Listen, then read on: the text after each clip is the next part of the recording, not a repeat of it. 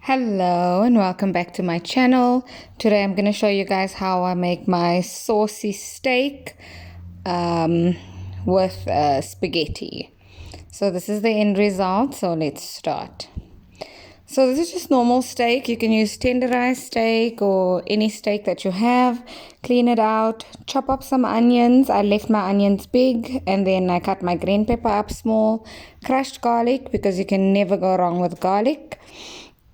Some coriander is one of my favorite ingredients.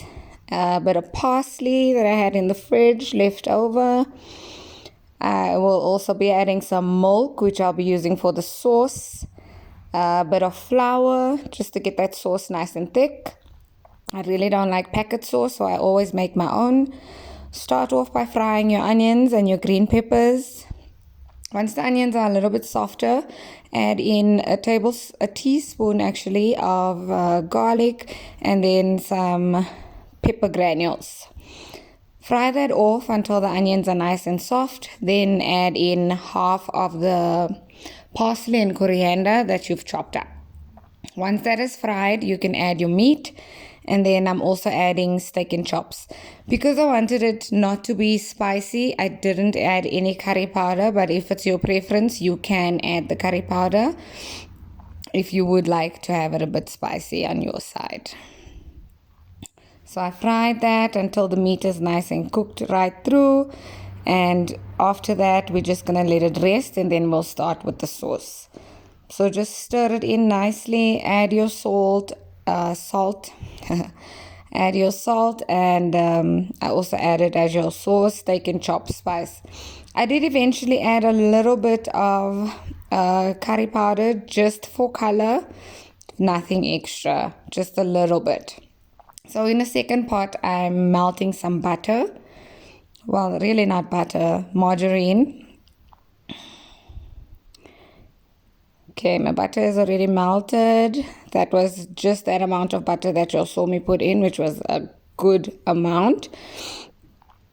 Now, into the melted butter, I'm going to add my coriander and my flour and my parsley. So this is how I make my sauces at home. I don't like the packet sauces that you buy. I hardly ever buy them. If I do buy them, it must be for a very good reason or for a recipe that I got from someone else. So once the butter starts sizzling a little bit, add the flour in.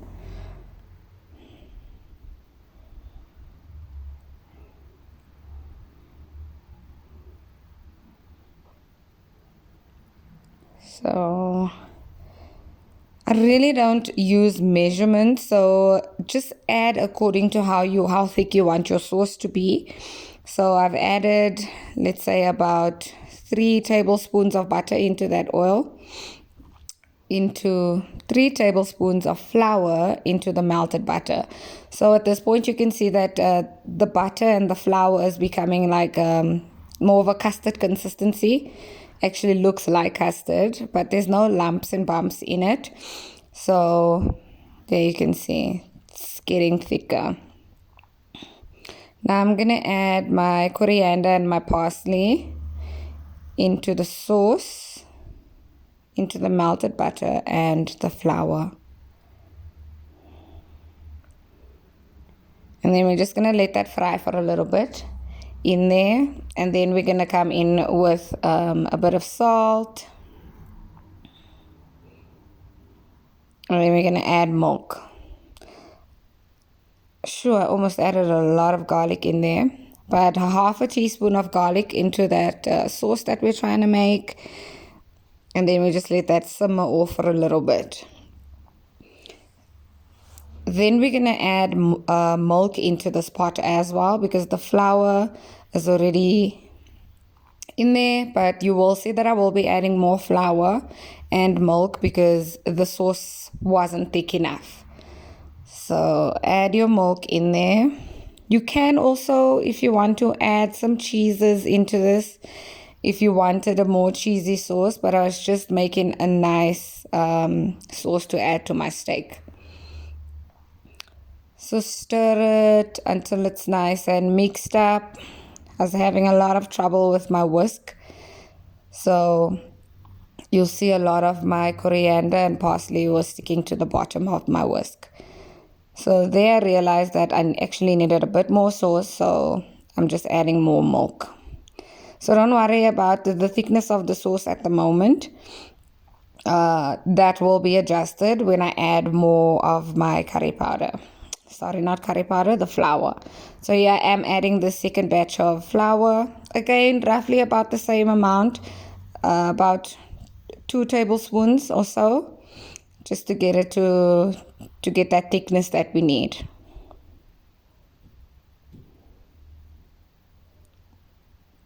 So sauce is very easy to make. You can never go wrong. Just add what you feel your preference is and what you want the sauce to be. So even small chopped up mushrooms can go in here if you wanted to. I didn't have mushrooms at the time, so I couldn't add them in. So I added about another tablespoon of flour in there just to get it to go thicker. And then you're just going to let it simmer on a low heat for about 10 minutes or so. As you can see, it's getting a bit thicker now.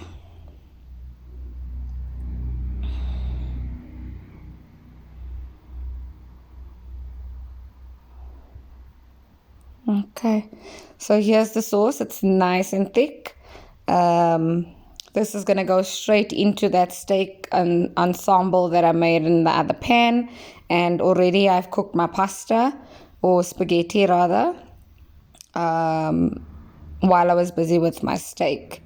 So just a tip, if you are making spaghetti, always remember to add oil to the boiling hot water so that it doesn't stick too much.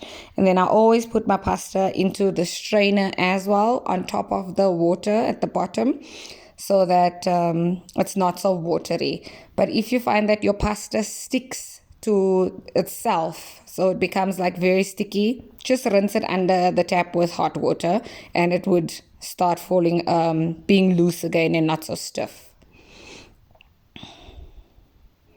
So I'm now going to add the sauce that I made onto this steak, and then I'm just going to stir it in. And I have to say, it was the first time making it like this, and it was very, very nice. So that sauce was so delicious. So add all of the sauce into the pan, and then we're just going to stir it, and you guys will see what it looks like. It's absolutely delicious.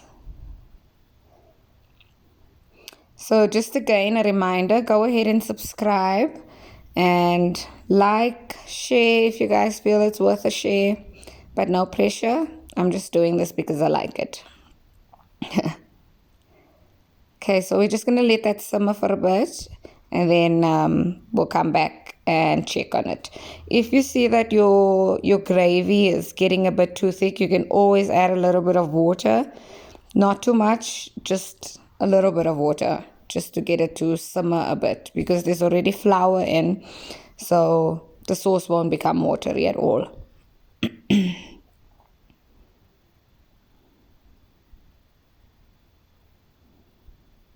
See, I did add a bit of water, and this is the end result.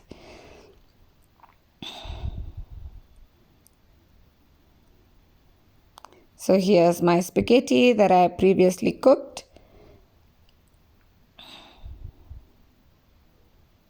And you guys will see now, I will show you guys the end result. So there I am, just rinsing my pasta because it was sticking to each other. It was very stiff. So if you just run hot water over it, it instantly comes loose again, and your pasta won't be breaking and becoming small little pieces of pasta. So when you have that problem, just remember, run water over your pasta or spaghetti, it doesn't matter.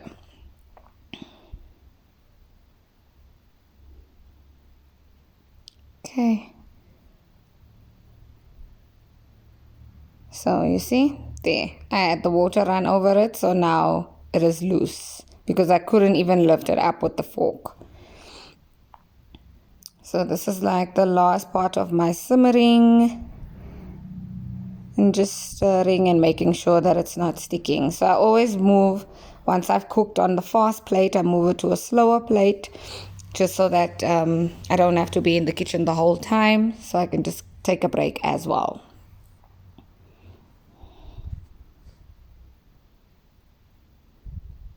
And I have to say, it was delicious.